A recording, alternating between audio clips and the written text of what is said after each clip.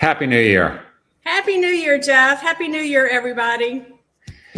So, how was your break, Deb? It was fantastic. We just had the best time with the family. It was nice to take some time off. We had some beautiful weather. We went out on the boat. It was just great. That's awesome. It's always too short, so it was great having family and friends in. But we just ended up like hosting 30 people at the house, and we decided to cook this year.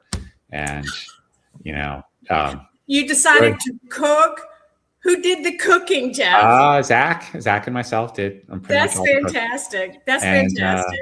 as much of a planner as I am, it kind of bit me in the ass a little bit. That's a lot of work. It's a lot. It's a lot. It took up a lot of time. So I kind of came into the year. I'm like, man, why am I so wiped out?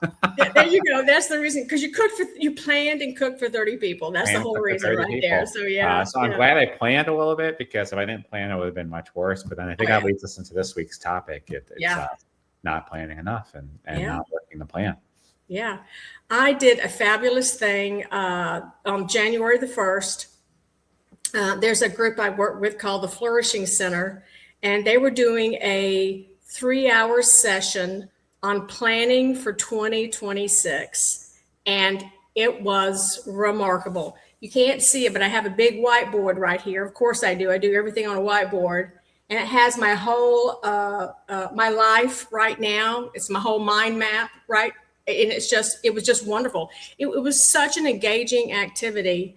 And, there's a lot to be said, Jeff, for taking the time away from the day-to-day to actually plan.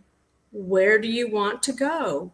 How will you get there? What will be required? And even though budgets were set last year, we are definitely in the planning season. So, can we talk about what marketers get wrong first, especially the CMO? Well, I think they, to give them credit, they do the budget. I do think that they have an overall. Well, they have to. That's a requirement of showing up to work on January the 1st. Yeah, I wouldn't say they don't plan at all. I think that would be too harsh. I'm not saying that they don't plan at all. Yeah. I'm just saying that the approach to planning and the value of planning is there's no value in the plan they create. They do the planning, but then they have this plan or they have these goals, and then 2 weeks later, they're out the door. It's kind of like, where's your customer journey? It's somewhere on the shelf in a PowerPoint. Right. Well, I think the first problem, it's not the intent to plan. I think it's the lack of alignment of that plan with other parts of the organization, starting with how aligned is the marketing plan with the business plan? Mm-hmm. How aligned is the marketing plan with the sales plan? And it starts to break down right there. Not to mention, we've talked about planning aside. We're still seeing it now. So few marketing executives have the same shared objectives or bonus plans even. Isn't that crazy? That just blows my mind. Right? How do you expect, this isn't just on marketing, it's not marketing's fault either. It's leadership, it's the board. Like, how do you expect your company to perform at peak level if you're measuring people on completely different things? And so you've got marketing going this way and sales going this way and customer service going that way, products way out here somewhere, right? And I'm not talking about, obviously if you're in customer service, you have specific objectives that a salesperson is not going to have. Exactly. That's not what I mean. What I mean is, but the way that you're measuring and how you do it is so different. It creates a break. So you're not actually rowing in the same direction. It's not just that. It's does 1 and 1 plus 1 equal 10, or does it equal -7, right? Yeah, because you're creating unintended friction, right? When absolutely you're not aligned. So I think that's where it starts. It does. And that actually started last quarter, right? And so if you were involved in budgeting for 2026 and you had no input except for the CMO or the CEO, and your plan did not coincide with what sales was doing, and in fact, sales and marketing leaders weren't talking together about that plan, I can tell you right now, you're off to a rocky start in 2026. Yeah, it's heavily spreadsheet driven, heavily numbers driven. As you know, okay, there's a budget, I get it, but you're not, there's not enough But it's just time. about the numbers. It's not about Right. the business Or the why, or the why. that is, why are we doing this? How? Or Who's how can we do this that? together? And how do we do it better? What are things we can say no to? So Mhm. I think it actually starts in the planning process itself. This assumption that the way that you're doing your planning is the best way to do the plan. So I think then that starts to unravel. And then to your point, like, yeah, marketing drops the plan like a hot potato because they're spending so much time reacting to whatever the initiative du jour is or the request du jour. And I get It's it. true. Sometimes you just can't say no if it's It's your true. CEO or the board, Yeah. but that's not actually most of the time, especially in bigger companies. I mean, I could see it in small businesses. That just goes with the territory. But as you get bigger, you're mostly reacting to all the other people around the Yeah. organization. A Jeff, salesperson wants this, a vendor wants right. that, and then you just do it. And how does that meet the corporate objective? How is this in alignment with your master plan to That's begin right. with? How And many? because marketing can't say no and they can't prioritize, then they end up filling their day doing a bunch of stuff. So Right. they're busy, but they're not productive or they're not Right. effective. I agree. And how many times have we walked into an organization, and we've been doing this since 2007 as a company, and we just ask one simple question: what are your goals this year? And we get a blank stare. They're looking at us like, goals, yeah, we those are somewhere. I'm not quite sure where they are, but I know we have them. Give me a few minutes to see if I can find them. Boy, that's a red flag right there. Yeah. And then I think, look, even in the best run businesses, I mean, shit changes. Like you have to adapt at least on a quarterly basis. And almost every single time when we have a conversation with marketing leadership, like, okay, so are you taking time with your team? Take a couple days a week, a quarter, go off site. They're like, what? What are you talking about? Like, we can't stop long enough for that. We don't have time for that. That's another mistake in the planning process. If you can't pause long enough to revisit your performance or lack thereof and readjust and recalibrate, what are you doing? You're just kind of flying by the seat of your pants. Yeah, And how do you get to repeatable, predictable, and scalable if you're always busy reacting? that's right. And I think if I were going to make one suggestion to every marketer listening to this live stream, it would be find the space in 2026 to look at what you did, make changes, and then take a look at what you need to do moving forward. Just that one thing will be a important way that you could stop the madness, right? You can stop the, oh my gosh, we've had to do this and now they want us to do this. Kind of stop that madness and stop that running around. Just take that time, even if you did it once a quarter. What did you accomplish? What did you have on your plate to accomplish? What was that variation? And then what do you need to do moving forward? That is a very simple thing to do, yet very, very difficult to do for many organizations. It is. But at the simplest level, it really does come down to a choice.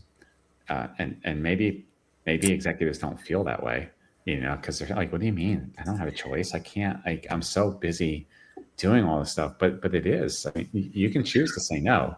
You Yeah, can choose to prioritize, you can. you can You also can choose. choose to run your business the way you should be running a business. Yeah.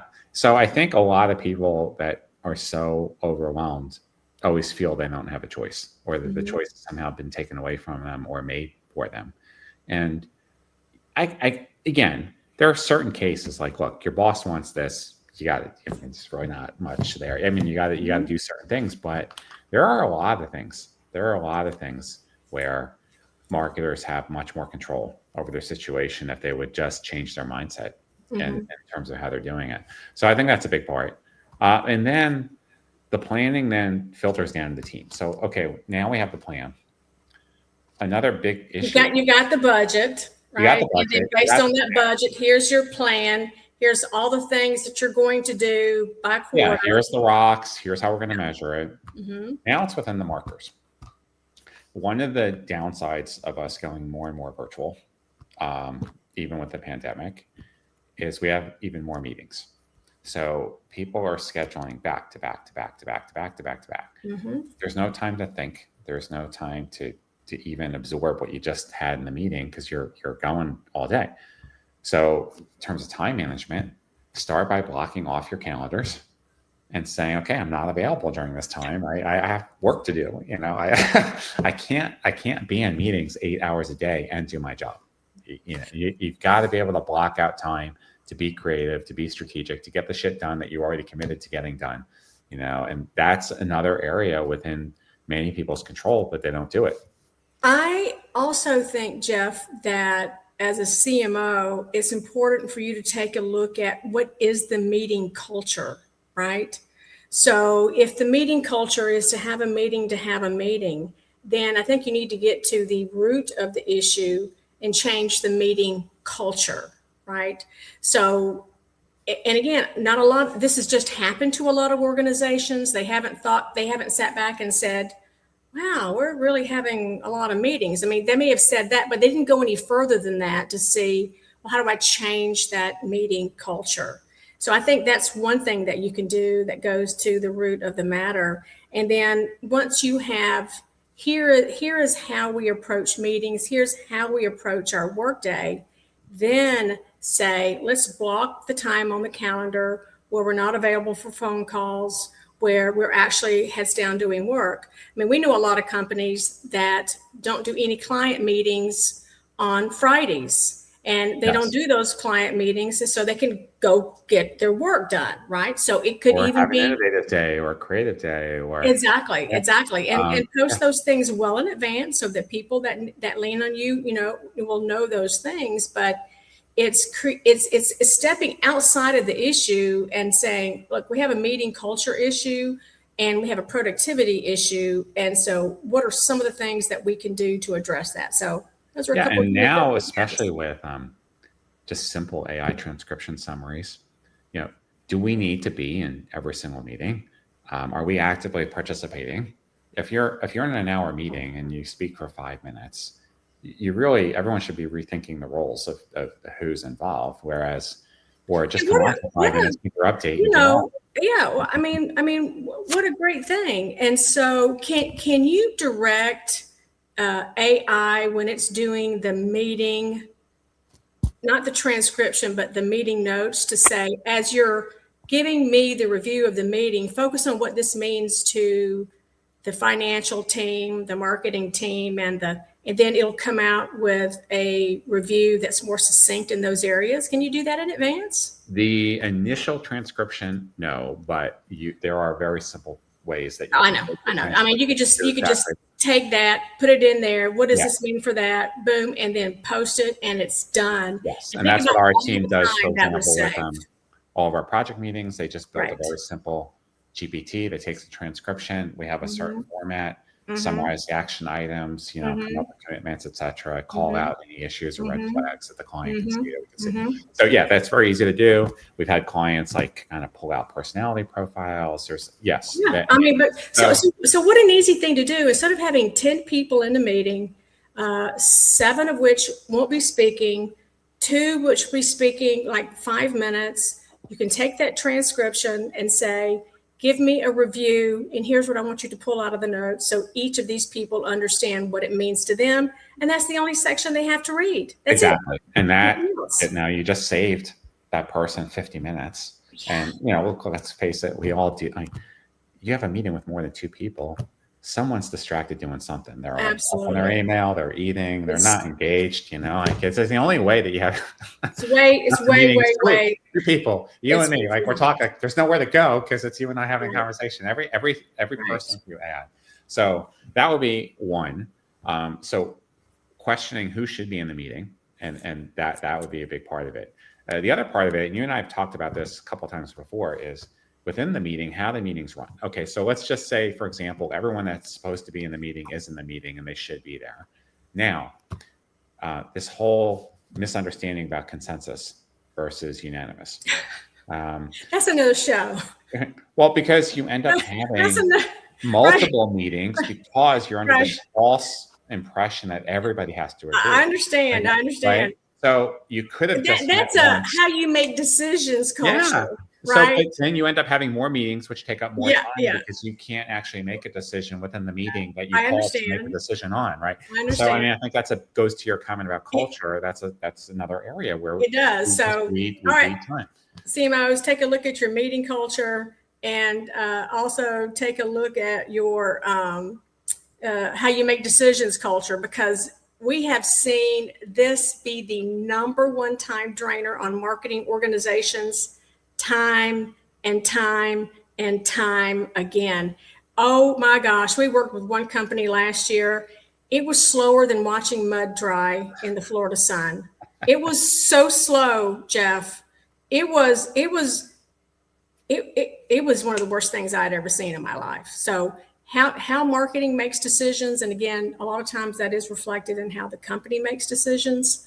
But as a CMO, those are things that you have to be very, very aware of And and it's be very able to fascinating too, change because that culture, we right? talk to companies that have this issue to a person, including the CMO. They'll all say, "Oh my God, yeah, our meetings are terrible. We hate them. They're so unproductive. We need to do something about that." But Yeah, then nobody does anything about it. right, But they keep going to the meetings, and it's easy right. to complain about, right? And it doesn't take that much to fix. That's the thing. But then it's that commitment. Well, it depends on that culture.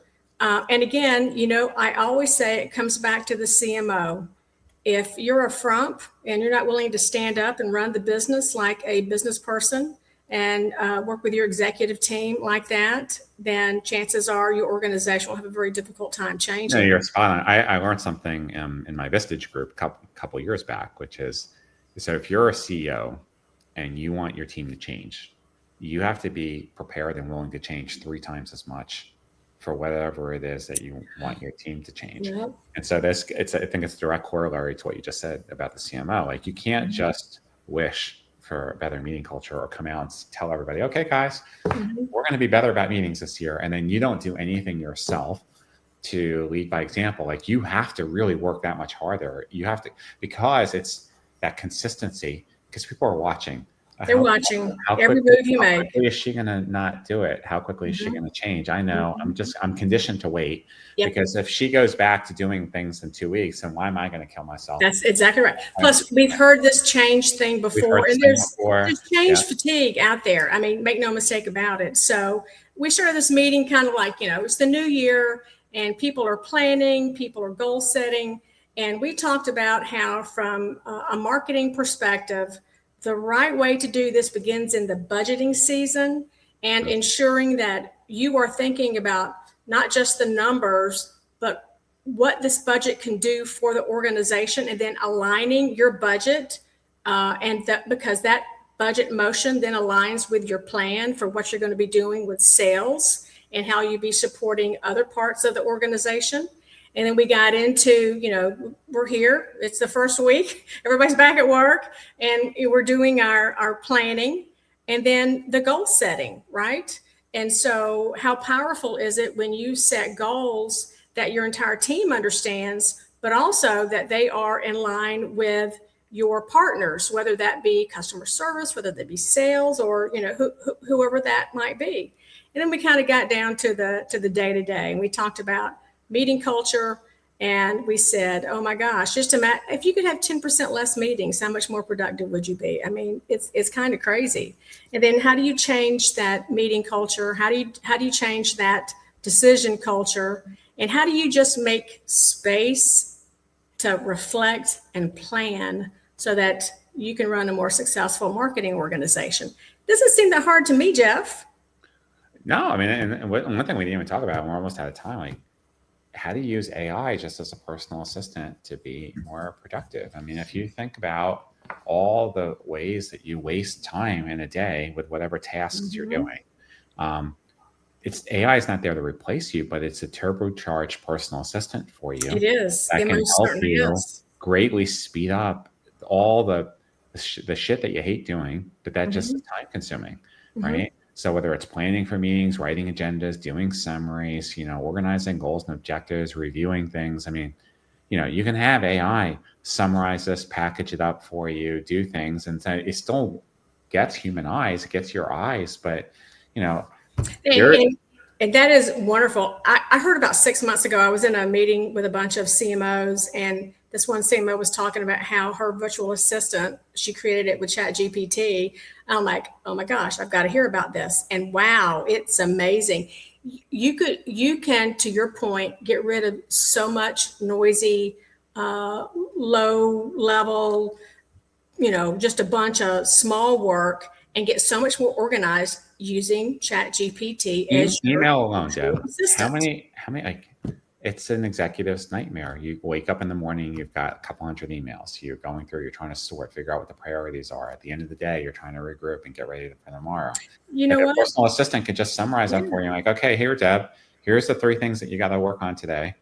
Why don't we do that next week? Why don't we talk about creating your own virtual assistant with Chat GPT? I think that'd be a great topic and give a lot of people a lot of things to think about, easy things that they can do. That'd be a great topic for next week. There you go. Okay, guys, you all got to stay tuned next week. Next Tuesday, we're going to be kicking this again.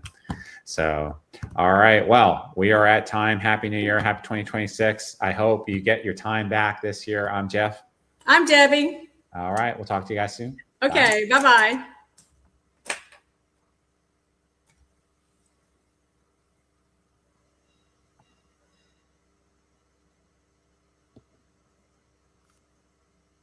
I'm trying.